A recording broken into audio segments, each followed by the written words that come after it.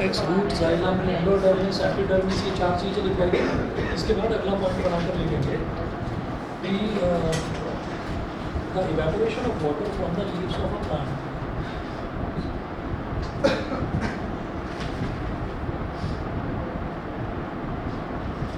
The evaporation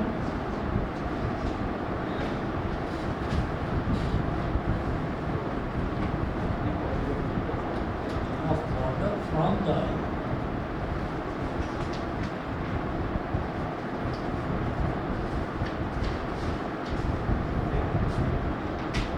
evaporation of water from the leaves of a plant is called transpiration.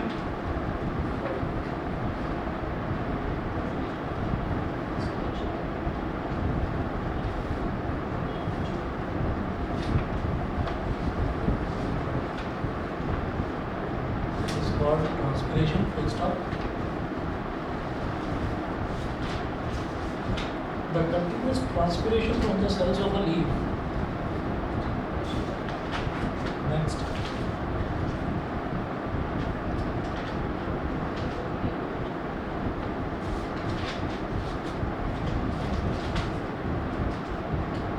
The continuous transpiration from the cells of a leaf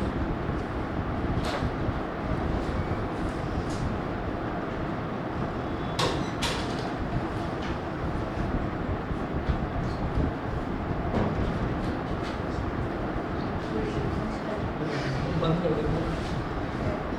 नहीं, थोड़ा सा दबाओगे टक से आवाज आएगी। सब ठीक है? सीढ़ियों से आ रहे हो क्या? From the cells of a leaf creates a kind of suction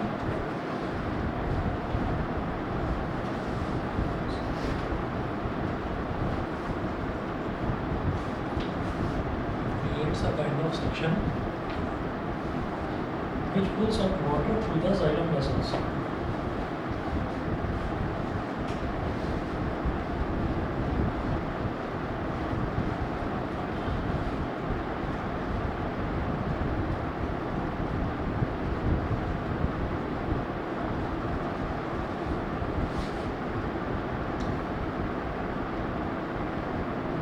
Which pulls up water through the xylem vessels.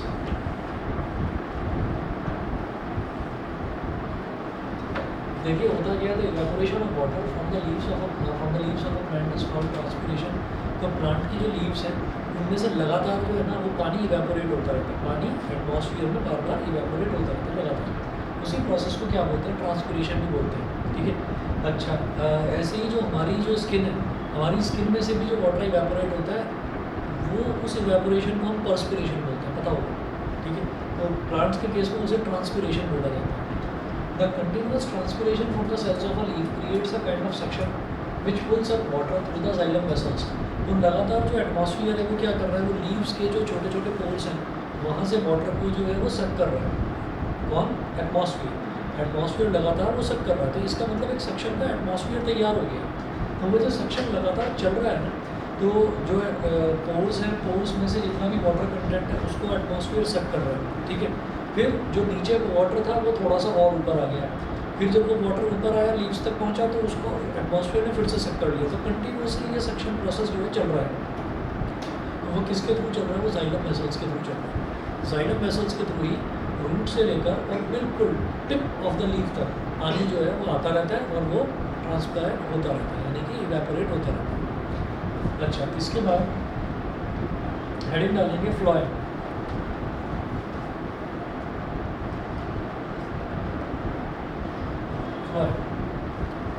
Phloem में पहला पॉइंट लिखेंगे, phloem contains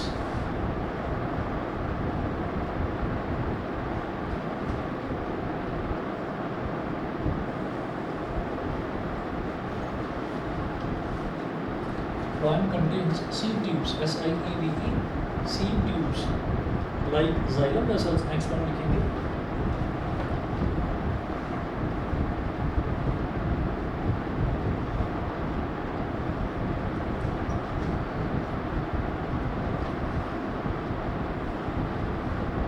like xylem vessels, phloem is made of many cells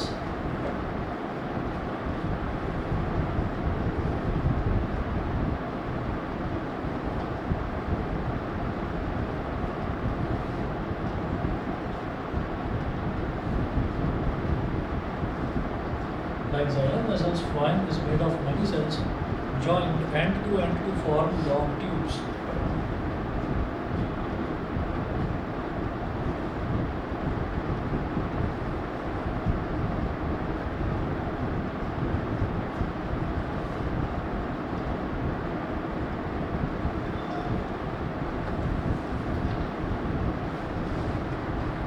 Like xylem vessels, phloem is made of many cells joined end to form long tubes.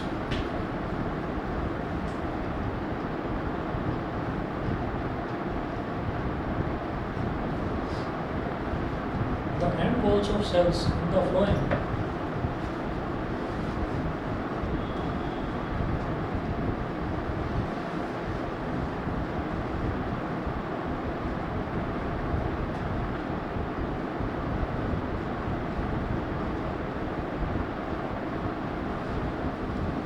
walls of cells in the phloem form sieve plates.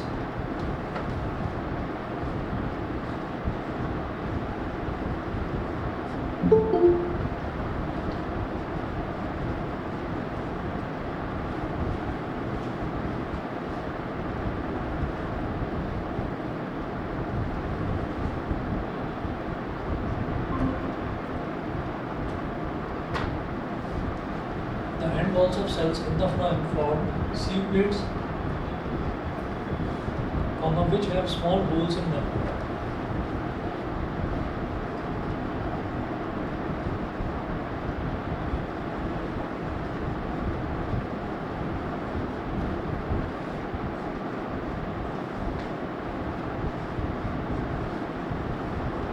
Which have small holes in them.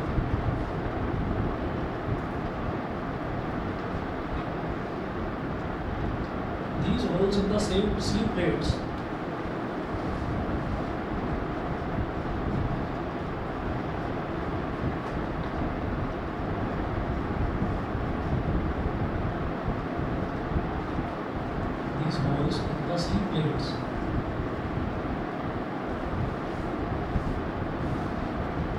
allow the food to pass along the phloem tubes.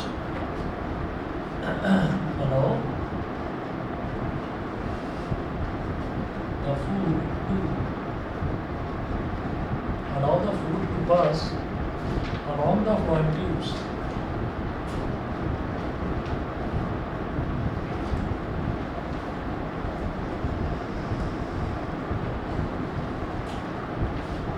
Along the phloem tubes.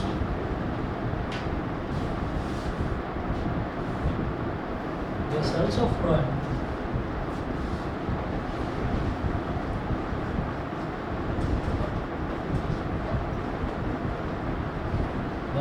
phloem are called sieve tubes.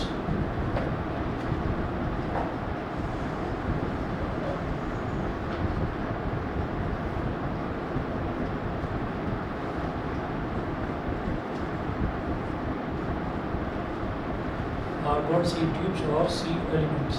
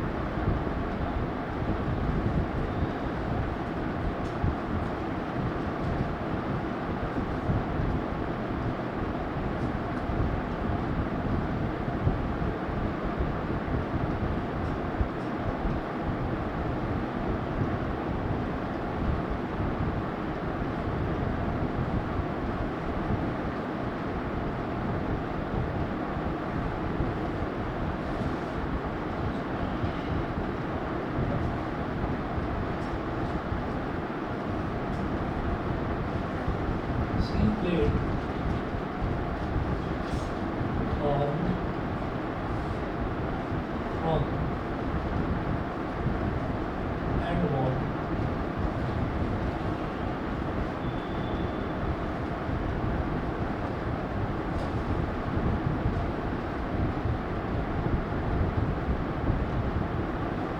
Cell wall containing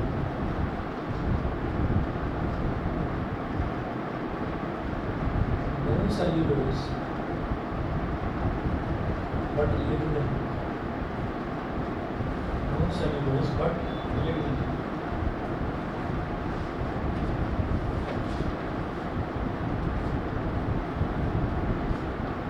Containing cellulose but no lignin.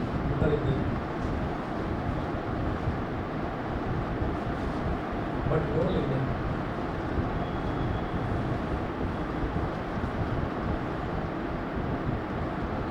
Seed tube, ये तो outer जो covering है इसकी, ये तो cell wall कहलाएगी, लेकिन जो पूरा ट्यूब जैसा नजर आ रहा है इसको बोलेंगे seed tube. Seed tube containing cytoplasm but no nucleus.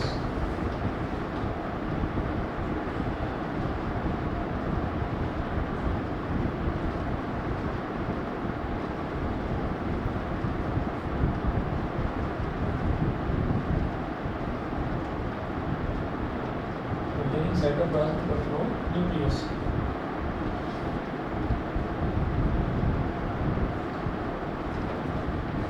Cytoplasm को दिखाने के लिए ऐसे डॉट डॉट्स बना देते हैं सारे.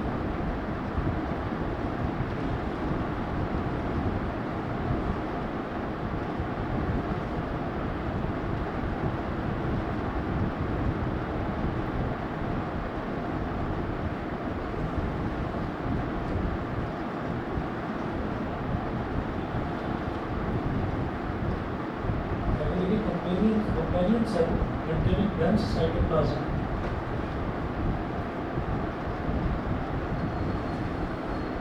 Companion cell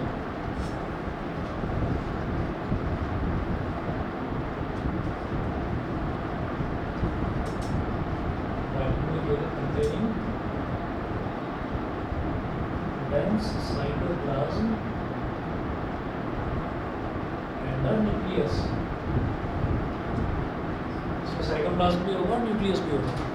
तो ये आपका फ्लोएम का एक डायग्राम है.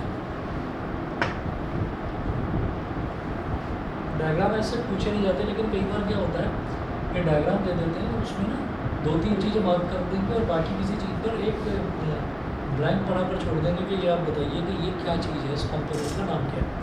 ऐसे पूछ लिया जाता है. तो यहाँ पर आपका ट्रांसपोर्टेशन इन पॉइंट से कंप्लीट होता है. उसके बाद ट्रांसपोर्टेशन. हाँ जी. सर सी प्लेट्स में जो होल्स होते हैं सर उनमें से वो कंटिन्यूसली पास होते रहते हैं. हाँ, उसमें वो बनाया ही इस वजह से जाता है ताकि उसमें ना जो फूड और मिनरल्स हैं जो कि लीव्स में से प्रिपेयर हुआ है वो प्रिपेयर होकर सारी के सारी जो प्लांट के जितने भी पार्ट्स हैं वहाँ पर ट्रांसफ़र हो सके. तो इसलिए बनाया जाता है. ये और प्रोसेस कंटिन्यूस चलता रहता है थ्रू द लाइफ तक चलता है. इसके बाद एक ये है और ये मतलब वो तो मालूम है ना, बताया था मैंने आपको डे टाइम और नाइट टाइम बना दिया. बस इतना है कि वो डे टाइम में जो है वो तो फूड प्रिपरेशन भी होता है और ट्रांसफ़र भी होता है. साथ साथ डे टाइम में स्टार्च के फॉर्म में जो फूड है वो रिजर्व होकर स्टोर होता है, वो भी लीव्स में होता है. और फिर उसके बाद में वो नाइट टाइम में ट्रांसफ़र होता है, क्योंकि नाइट टाइम में फोटोसिंथेसिस नहीं होता. तो जो ट्रांसफ़र वाला प्रोसीजर है ये हमेशा ही चलता है, दिन में भी रात में. इसके बाद ये ब्लड के फंक्शंस बॉडी का पार्ट होता है, सारा करा दिया था. लास्ट हमारा इसमें सर एक डाउट है एक्सक्रीशन बचा है. सर, जैसे हम ब्लड डोनेट करते हैं हमारी बॉडी जो डोनेट ब्लड है उसकी रिकवरी बहुत जल्दी कर लेती है, लेकिन जो इंसान एक्सीडेंट जिसका हुआ होता है उसकी बॉडी में इतनी जल्दी क्यों नहीं होती. उसकी बॉडी में वो नहीं होता है ना, जो वाइट ब्लड सेल्स है ना, वाइट ब्लड सेल्स का सारा काम होता है कि बॉडी में अगर कहीं पर भी कोई डैमेज हुआ है, कोई चोट लगी है, तो उसमें वाइट ब्लड सेल्स जो है, वाइट ब्लड सेल्स बहुत तेज़ी से यूटिलाइज होते हैं. और जब वो बहुत तेज़ी से यूटिलाइज होते हैं तो उसके अंदर जो ब्लड है, ब्लड की कमी हो जाती है. ब्लड जितना भी है उसमें प्रोसीजर चलता रहता है कि वो रेड ब्लड सेल्स में कन्वर्ट हो और वाइट ब्लड सेल्स में कन्वर्ट हो. अब हमने डोनेट करा तो हमारे वाइट ब्लड सेल्स जो हैं वो वाइट ब्लड सेल्स जो है वो नहीं डोनेट करेंगे. मतलब हमने रेड ब्लड बेसिकली हमने ब्लड डोनेट करा है, तो हमारा जो वाइट ब्लड सेल्स हैं वो सारे के सारे जब हम वाइट ब्लड प्लेटलेट्स में बोल देते हैं जो कि बहुत तेज़ी से डाउन हो जाते हैं जब इंसान को डेंगू या चिकनगुनिया होता है, सुना होगा आप लोगों ने कि प्लेटलेट्स बहुत डाउन हो गई है, तो उसको रिकवर होने में बॉडी ना टाइम लगाती है। बॉडी में बड़ा लंबा प्रोसीजर है। फॉर एग्जांपल जो हम खाना खाते हैं ना, खाना जो डाइजेस्ट होता है तो वो बाइल जूस सीक्रेट होता है, और जो बाइल जूस सीक्रेट होता है उससे ब्लड बनता है, और जो ब्लड है ब्लड में भी आप ये देखिएगा जो ब्लड बनता है ब्लड में से भी फॉस्फोरस और कैल्शियम जो कंपाउंड है वो थोड़ा थोड़ा थोड़ा थोड़ा थ्रू आउट द लाइफ निकलता रहता है, और वो हमारी जो बोन्स है ना वो बोन्स के कंपोनेंट मतलब बोन्स में जाकर धीरे धीरे धीरे धीरे डिपॉजिट होता है। बोन के अंदर बोन मैरो प्रिपेयर होता है, वो बोन से प्रिपेयर होता है, और जो बोन मैरो है बोन मैरो में सीधा का सीधा जो है बोन मैरो से बनता है हमारा जो ये वाइट ब्लड सेल्स है, और वो ब्लड में मिक्स होते हैं। तो ये जो प्रोसीजर है बड़ा लंबा है वाइट ब्लड प्लेटलेट्स का बनने का। तो उसकी जो प्लेटलेट्स हैं वो नेचुरली लगी पड़ी है, जहाँ जहाँ पर चोट लगी है वहाँ पर रिकवरी करने के लिए, ठीक है, वो लगी पड़ी है, और ब्लड वैसे ही मतलब या तो खून बह गया है, ठीक है, तो उस वजह से लॉस हो गया, या फिर खून जो था वो डैमेज हो चुका है तो उसको निकाला गया बॉडी में से। तो ऐसा होता है कि बनने में थोड़ा सा टाइम लगता है, इस वजह से कि कहीं इस इंसान की जान ही ना चली जाए, इस वजह से उसको ब्लड डोनेट किया जाता है। और जनरली ये एक्सीडेंट्स में भी होता है, ऑपरेशन में भी होता है कि अगर किसी का कोई ऑपरेशन हो रहा है, मेजर ऑपरेशन हो रहा है, मान लीजिए मतलब पूरा मतलब ओपन स्टमक ऑपरेशन हो रहा है, तो उसमें भी ब्लड तो लॉस होगा ही होगा, और जब ब्लड का लॉस होता है तो फिर वो पहले से पहले ही ब्लड जो है वो निकलवा कर रखते हैं कि ब्लड की इनको ज़रूरत पड़ सकती है। ये रीज़न होता है कि वो धीरे धीरे बनता है। और अगर किसी को मतलब किसी का जैसे डोनेट कर रहे हैं उसका ए पॉजिटिव है और जो रिसीवर है उसका ओ पॉजिटिव है, अगर वही डाल दे तो शायद ब्लड वगैरह हो जाती है या कुछ इन्फेक्शन के चांसेस होते हैं, वो मैच नहीं कर पाता, तो शायद डेथ ही हो जाएगी ऐसे केस में। इसी वजह से ब्लड का जो है मैच होना, ब्लड ग्रुप का मैच होना बहुत जरूरी है, ठीक है ना। वो घर में भी देख लिया जाता है, ये नहीं कि मतलब फादर का और सन का ब्लड ग्रुप भी मैच नहीं कर रहा, तो ऐसा थोड़ी है कि सन फादर को डोनेट कर सकता है, फादर सन को डोनेट कर सकता है, वो भी देखा जाता है, ब्लड ग्रुप देखा जाता है। हमने भी ब्लड ग्रुप वाला नहीं करा ना, आप ही के सिलेबस में है इस बार ब्लड ग्रुप, क्वेश्चन भी आते हैं कि फादर का ब्लड ग्रुप ही है, मदर का ही है, तो बच्चे का क्या होगा। हमने भी लाइफ प्रोसेस ही करा बस, इन्फॉर्मेशन हेरिडिटी में। चलिए जी नेक्स्ट टॉपिक नोट करें, एक्सक्रीशन।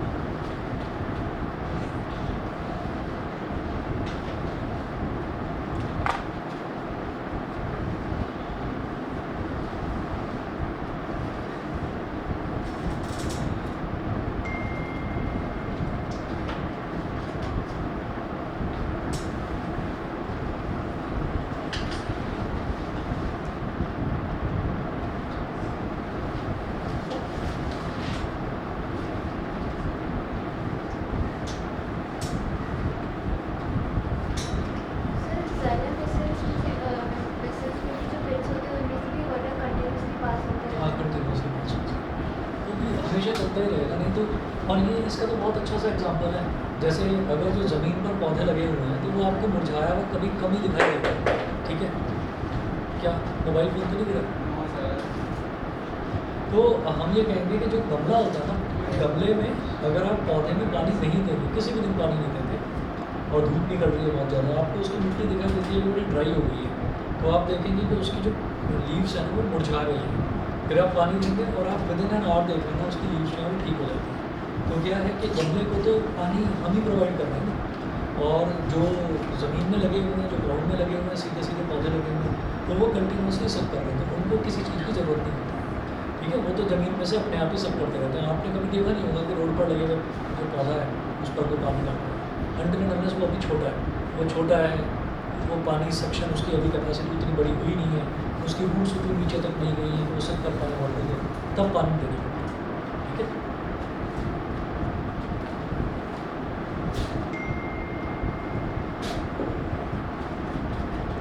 चलिए जी, नेक्स्ट टॉपिक नोट करेंगे एक्सक्रीशन।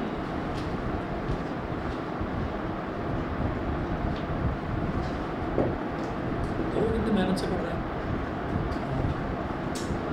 बड़ी मेहनत कर रहे हो ना।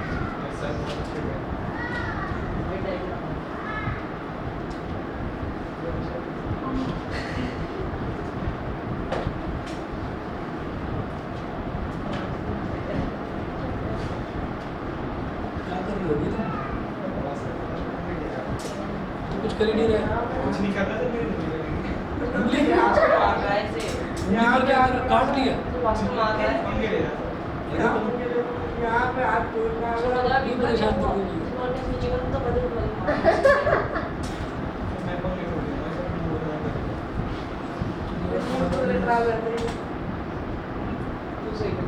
चलिए जी, नोट करेंगे process of removal of toxic waste from the body.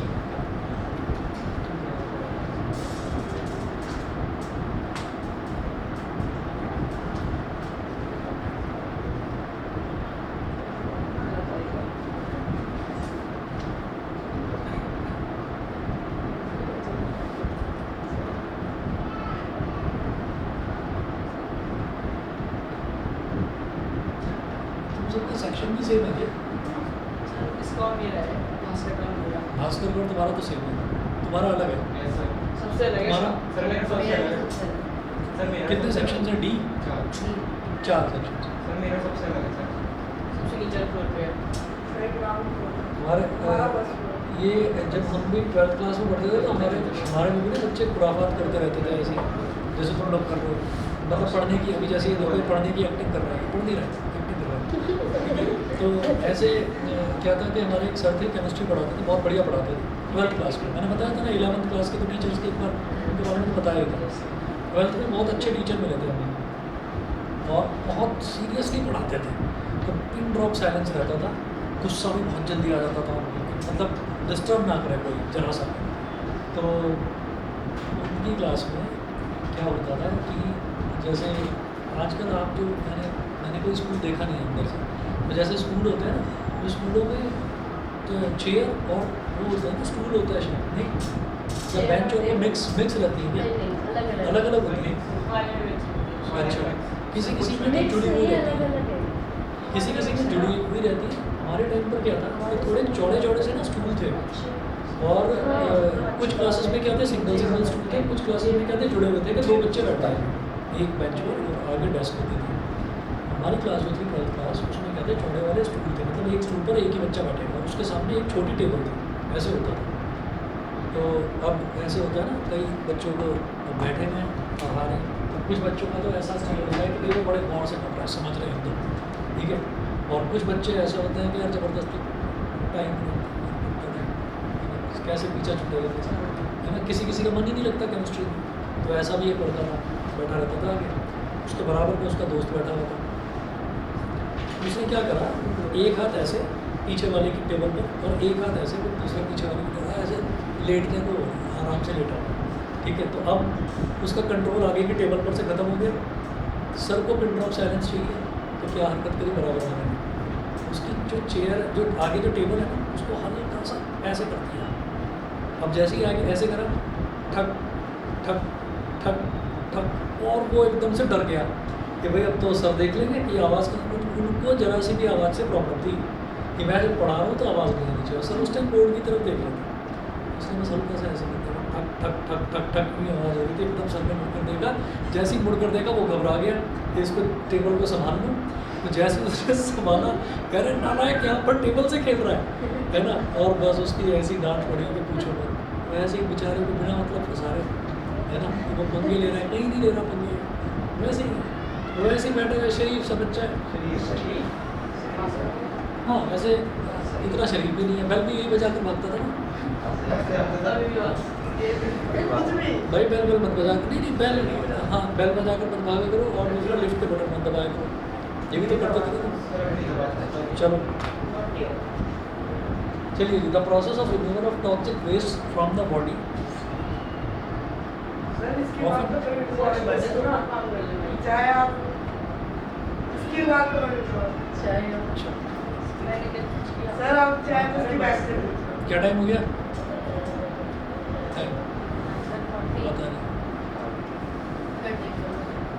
Paper कब है तुम्हारा? मेरा अगस्त में। हाँ अगस्त हाँ अगस्त में। 8 अगस्त 8 अगस्त को मैं 5 को है पागल है क्या? 5 को है। अब एक हाँ, break the The है। process of पाँच removal को of मेरे toxic waste from the body हाँ 5 को है। of an organism, जरा पढ़ लो उसके लिए, of an organism is called excretion. Is called excretion.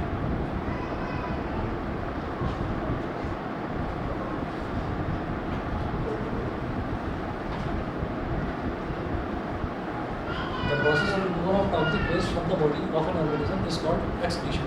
तो किसी भी ऑर्गेनिज्म की बॉडी में जो टॉक्सिक वेस्ट प्रोडक्ट्स होते हैं जब वो रिमूव हो जाते हैं तो रिमूव होने का जो प्रोसीजर है उसको हम एक्सक्रीशन बोलते हैं कि टॉक्सिक वेस्ट बॉडी में से निकलना है, ठीक है। अच्छा, अब हेडिंग डालेंगे excretion in plants.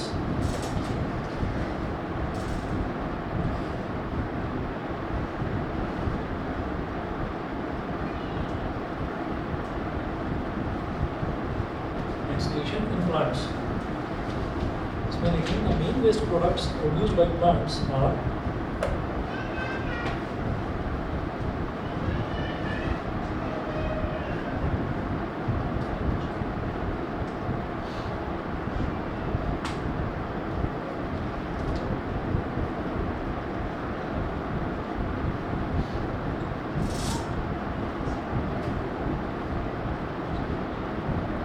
the main waste products produced by plants are carbon dioxide, water vapor and oxygen. Are carbon dioxide,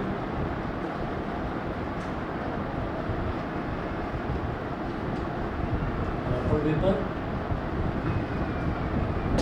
and oxygen. Are carbon dioxide, water vapor and oxygen.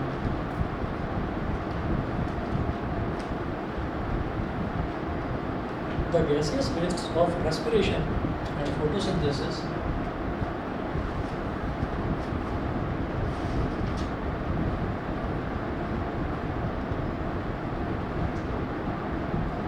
the gaseous wastes of respiration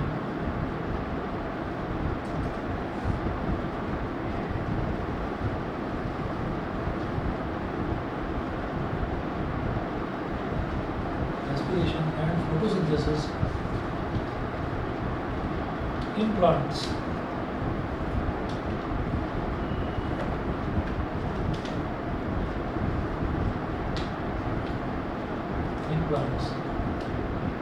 carbon dioxide,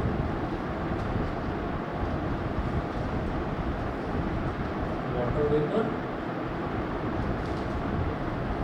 and oxygen. Gaseous waste of respiration and photosynthesis in plants. तो respiration का जो waste product है वो carbon dioxide है, ठीक है। साथ में जो ट्रांसपिरेशन लगातार चलता रहता है लीव्स में से, उसमें से वाटर वेपर निकलता है। और थर्डली जो ऑक्सीजन है, ऑक्सीजन जो है वो रेस्पिरेशन का वेस्ट प्रोडक्ट नहीं है, वो फोटोसिंथेसिस में बनता है। तो फोटोसिंथेसिस में ऑक्सीजन प्रोड्यूस होता है। तो CO2, वाटर वेपर और ऑक्सीजन ये लगातार वो एटमॉस्फेयर में छोड़ते रहते हैं, यानी कि ये वेस्ट रिमूवल है एक तरह से। प्लांट्स की बॉडी में से ये चीज़ निकलती रहती है। The gases waste of respiration and photosynthesis in plants are removed through the stomata in leaves. Are removed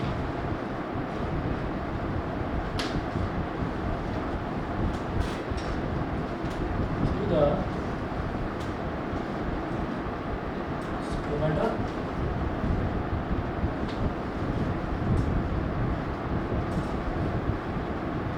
are removed through the stomata in leaves, stomata in leaves, stomata in leaves, and lenticels in stems.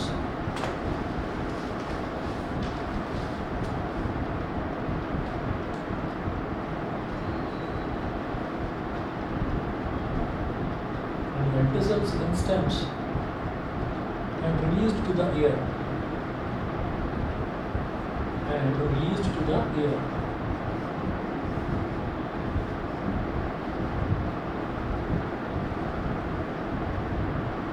And released to the air.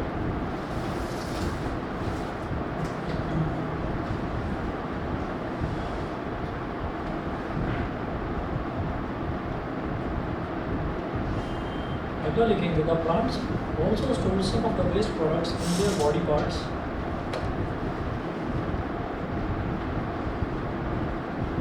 The plants also store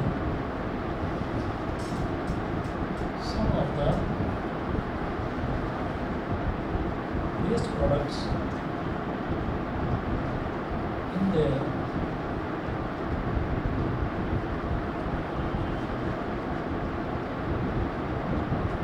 the plants also store some of the waste products in their body parts.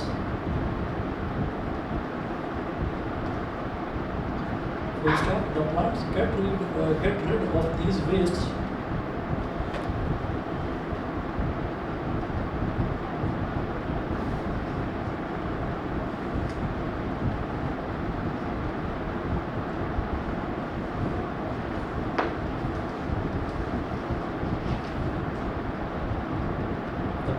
get rid of these wastes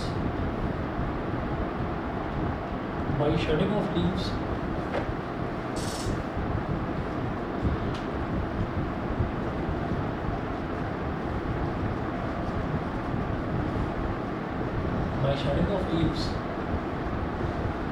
peeling of bark and falling of fruits.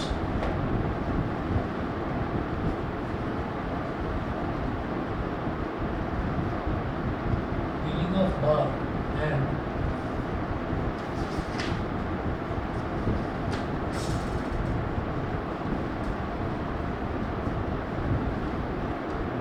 falling of fruits.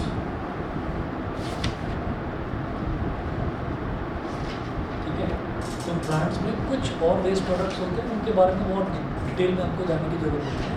कुछ waste products plant की body parts में भी store होते हैं, तो उनको वो किस तरीके से निकालेंगे? By shedding of leaves. जैसे कुछ जो लीव्स हैं जो हमको लगता है कि हाँ ये पुरानी हो गई हैं, ठीक है, या ये मुरझा गई है, तो जो मुरझाई हुई लीव्स होती हैं वो ना गिर जाती हैं। इसका मतलब क्या है कि वो जो मुरझाई उन्होंने अपने अंदर जितने भी वेस्ट प्रोडक्ट्स थे प्लांट्स में बने हुए, उन सारे वेस्ट प्रोडक्ट्स को उसके लीव्स ने अपने अंदर एब्जॉर्ब करा और फिर वो टूट कर गिर जाती है। दूसरा पीलिंग ऑफ बार्क। जो प्लांट्स हैं, प्लांट्स की एक्सटीरियर जो कवरिंग है, एक्सटीरियर कवरिंग में कभी कभी वो झड़ती है, तो वो जो चीज़ें झड़ती हैं वो ब्राउन ब्राउन सा जो होता है उसका जो बार्क का होता है कवरिंग, तो वो जो है वो भी एक तरह से वेस्ट रिमूवल के अंदर ही आता है। और तीसरा है फॉलिंग ऑफ फ्रूट्स। तो फ्रूट्स जो हम खाते हैं वो एक तरह से उनके लिए वेस्ट है, ठीक है, तो उनका वो एक तरह से वेस्ट प्रोडक्ट है, वो निकल गया वहाँ से। फॉलिंग ऑफ फ्रूट्स, ये फ्रूट्स जो है ये भी आपका एक्सक्रीशन की कैटेगरी में आता है। उसके बाद नेक्स्ट लिखेंगे excretion in animals. Resins and gums जो है ना वो ये है आपका कहाँ पर पड़ा है, उससे रिलेटेड पड़ा है, ठीक है। रेजिन्स एंड गम्स क्या होता है? रेजिन्स जो होते हैं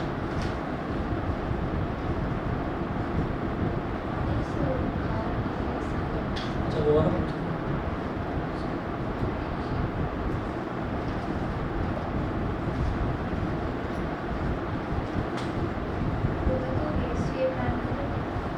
मैं बता रहा हूँ, इसमें जो है रेजिन्स एंड गम्स जो है ये आपका जब भी कभी किसी भी प्लांट के बारे में हम बात करते हैं तो ये उनका वेस्ट प्रोडक्ट होता है। जैसे ये तो मतलब बहुत बारीक बारीक तरीके का ना जैसे पाउडरी सब्सटेंस होता है, ये तो वो चीज़ हो गई। और जो गम्स है जो गम्स ऐसे होता है जो प्लांट का जो स्टेम है ना, स्टेम के बाहर हमको छोटे छोटे ना बर्ड्स टाइप के बने हुए दिखाई देते हैं। और वो जो बर्ड्स होते हैं अगर उनको थोड़ा सा हटाने की कोशिश करें या हाथ से ऐसे ही हाथ घुमाएं तो वो वहाँ से ना मतलब हट के गिरने लगते हैं और हाथ जो है वो हमारा चिपचिपा हो जाता है। तो वो इस वजह से उनका नाम उन्होंने गम्स रख दिया। कभी भी आप देखिएगा अगर आप कभी किसी गमले को भी टच करेंगे तो पर्टिकुलरली कोई सीज़न आता है, उस सीज़न में क्या होता है, उस सीज़न में थोड़ा सा पाउडरी सब्सटेंस उसके आसपास आपको गिरा हुआ दिखाई देगा प्लांट्स के आसपास। पॉलन ग्रेन्स नहीं होते वो, पॉलन ग्रेन्स जो है वो फ्लावर्स के केस में होते हैं। फ्लावर्स के आसपास भी जो पाउडरी सब्सटेंस है वो पॉलन ग्रेन्स है, वो हालांकि रिप्रोडक्शन में हेल्प करते हैं, मतलब उससे दूसरे फ्लावर्स जो है पैदा हो रहे हैं। लेकिन ये रेजिन अलग है, ये वो पाउडरी सब्सटेंस है जो पतझड़ के दौरान, पतझड़ जिसको बोलते हैं, फॉल सीजन होता है, तो उस दौरान जो गिरता है दैट इज कॉल्ड रेजिन। और गम्स क्या होते हैं वो छोटे छोटे बर्ड्स होते हैं, तो वो जो बर्ड्स हैं उनको अगर हाथ घुमाना शुरू करेंगे स्टेम पर तो वो हाथ से वो जड़ना शुरू हो जाता है। वो साफ हो जाता है और हाथ थोड़ा सा चिपचिप हो जाता है, इसलिए गम होता है उसको, कि गम वाला इफेक्ट देता है उसका, और कुछ नहीं। ओल्ड जाइलम, ओल्ड जाइलम बोल रहे हैं ना। ओल्ड जाइलम जो है, ये जाइलम तरीके का है, जाइलम के ही तरीके का वेसल है जो जब हम प्लांट जब बनता है तो प्लांट के बनने के दौरान, फॉर एग्जांपल जब हमने प्लांट लगाया ही लगाया है, तो जब हमने सीड लगाया, फॉर एग्जांपल लेमन है तो लेमन को सीड के थ्रू लगाया जा सकता है, मैंगो है मैंगो के प्लांट को भी सीड के थ्रू डेवलप करा जा सकता है। लेकिन जैसे रोज़ प्लांट्स होते हैं तो रोज़ का कोई सीड नहीं होता, तो रोज़ का क्या होता है, रोज़ की छोटी सी ग्राफ्ट निकाल कर और छोटे से ग्राफ्ट को ही लगाया जाता है, उसको थोड़ा थोड़ा पानी दिया जाता है। तो जितनी भी हम अगर सीड वाला एग्जांपल लेते हैं तो सीड वाले जो प्लांट्स हैं, सीड वाले प्लांट्स में धीरे धीरे करके जो है डेवलप होना शुरू होता है। तो सबसे पहले जो बारीक सा स्टेम निकल कर आता है, बहुत बारीक सा स्टेम जिसमें लीव भी हल्की सी छोटी सी होगी और एक होगी, उस दौरान एक जाइलम भी बनेगा उसके अंदर टिश्यू और एक फ्लोएम भी बनेगा, दैट इज कॉल्ड ओरिजिन। जो सबसे पहला जाइलम है, जो सीडलिंग जैसे ही प्लांटलेट में कन्वर्ट हुआ, सीडलिंग प्लांटलेट में कन्वर्ट होता है, प्लांटलेट प्लांट में कन्वर्ट होता है, तब जो जाइलम होता है दैट इज कॉल्ड ओरिजिन। ये है बेसिकली वो भी जाइलम है, ठीक है। और उसके बाद हम ये कहें कि नहीं, जैसे कि फ्लोएम टिश्यू है तो एक ही टिश्यू है या एक ही वैसल है जो पूरे प्लांट में घूम रहा है, ऐसा नहीं है, बहुत सारे फ्लोएम टिश्यूज़ हैं और बहुत सारे जाइलम टिश्यूज़ हैं। जो सबसे पहले डेवलप हुआ दैट इज कॉल्ड ओरिजिन, ये होता है। इसके बाद नोट करेंगे एक्सक्रीशन इन एनिमल्स।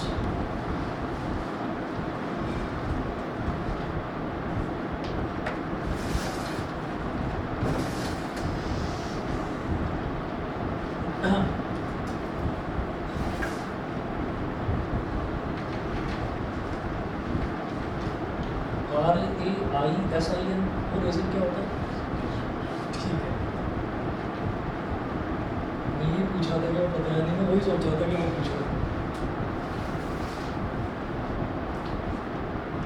एक्सक्रीशन इन एनिमल्स, सर लेकिन जाइलम तो वॉटर फ्लूइड्स ट्रांसपोर्ट करता है, हाँ, रूट से करते हैं। ये कैसे प्रेजेंट होता है? नहीं, ये तो वेस्ट प्रोडक्ट हो गया ना। सर ओल्ड जाइलम में प्रेजेंट होता है।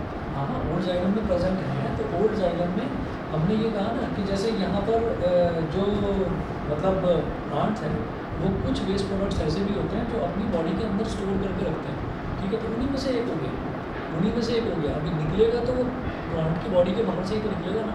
तो इस वजह से हमने बोला कि रेजिन उसमें से धीरे धीरे करके बाहर तक आता है, सेल वॉल को क्रॉस करेगा फिर बाहर निकल कर वो चीज़। एक्सक्रीशन इन एनिमल्स,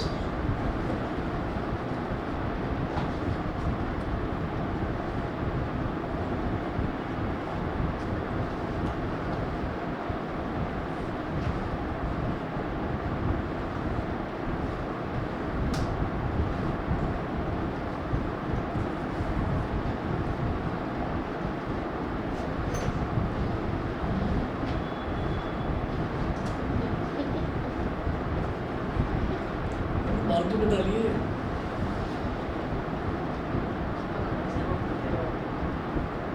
कुछ हरकत दिखा रहा होगा, उल्टी सीधी के चलते बाल कटवा के लाती हूँ। एक्सक्रीशन इन एनिमल्स, इसमें नोट करें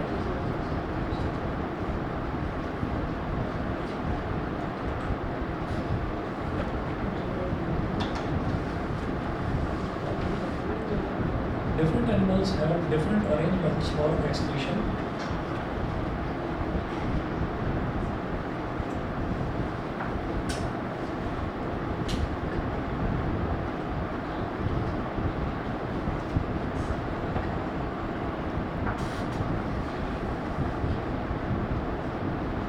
Different animals have different arrangements.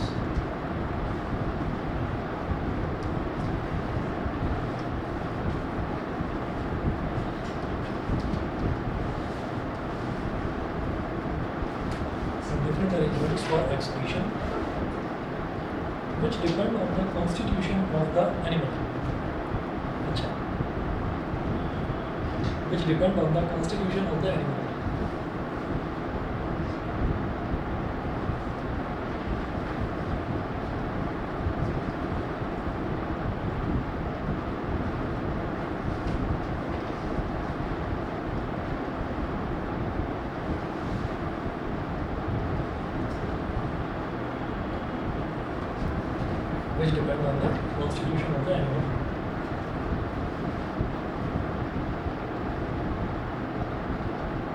example, in amoeba,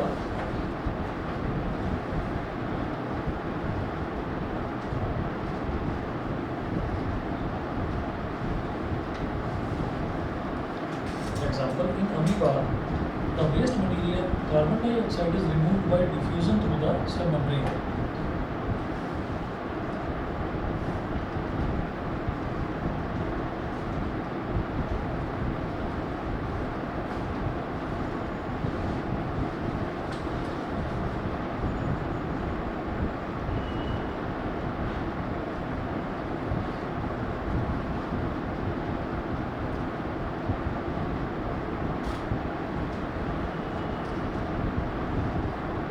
एक ही साधन तक उसके सेल मेम्ब्रेन से ही जो कार्बन डाइऑक्साइड है वो बाहर डिफ्यूज आउट होगा।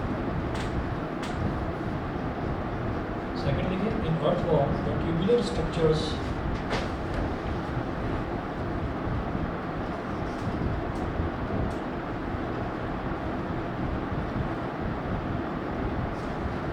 earthworms the tubular structures called nephridia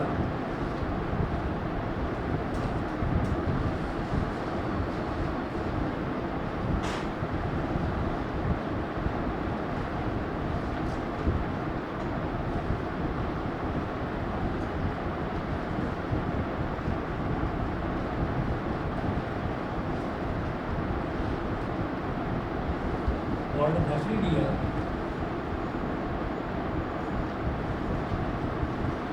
are the excretory organs.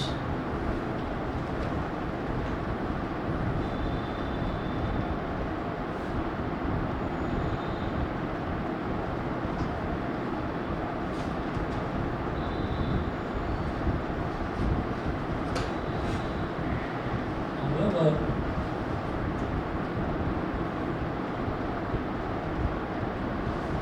the moist skin of earthworm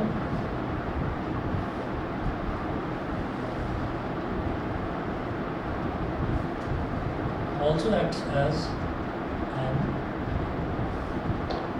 excretory organ. जो moist skin होती है earthworm की वो भी excretory organ की तरह ही act करती है। Third,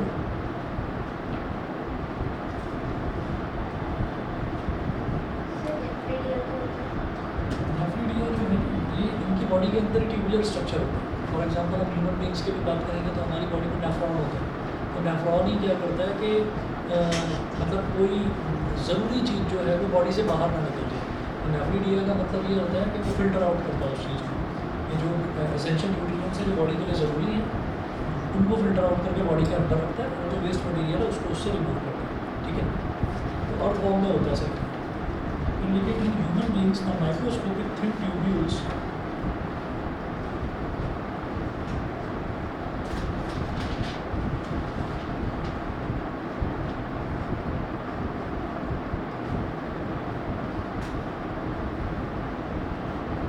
microscopic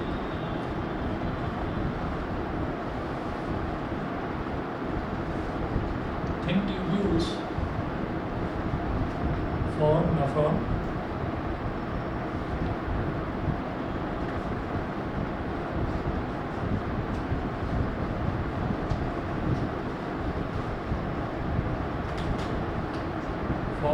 which functions as excretory unit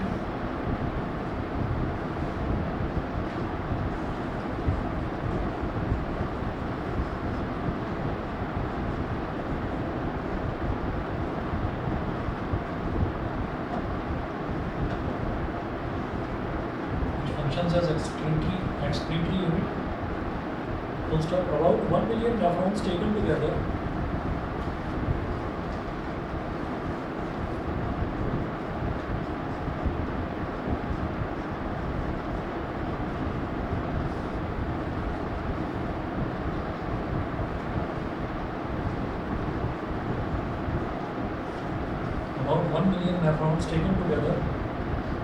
form the excretory organ of human beings.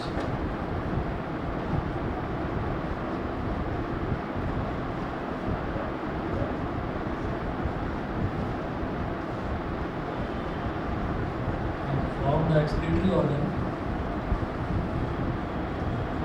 beings called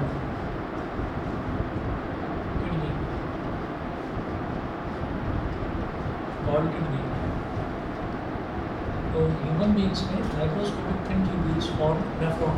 तो बहुत पतले पतले ट्यूब्यूल्स होते हैं जो नेफ्रॉन बनाते हैं, कुछ functions as excretory unit, basic एक यूनिट होती है एक्सक्रीशन की, और बहुत सारे अगर 1 बिलियन के करीब नेफ्रॉन को कंबाइन करते हैं तब जाकर पूरा एक ऑर्गन तैयार होता है, एक्सक्रीटरी ऑर्गन, उसको किडनी होती है।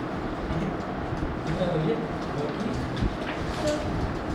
शायद एक क्लास और लगेगी कंप्लीट हो जाएगी। इसका लिम्फेटिक कैपिलरी का काम ये होता है, लिम्फेटिक सिस्टम करवाया नहीं अभी? हाँ, लिम्फेटिक सिस्टम करवा दूँगा अगली क्लास में। एक्सक्रीशन के बाद में मुझे याद दिला देना, मैं करवा दूँगा। ठीक है।